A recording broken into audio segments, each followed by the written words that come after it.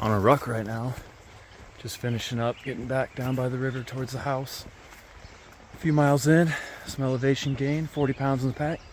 Getting ready to leave for Montana in under 3 weeks. Gonna go to the UP this weekend. Got a couple adventures planned.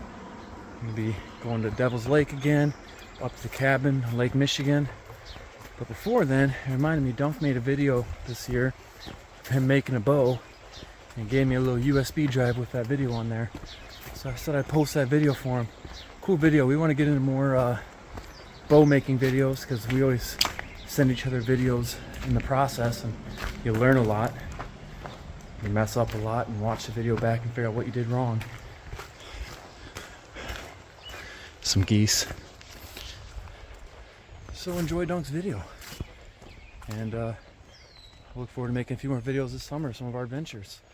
So enjoy.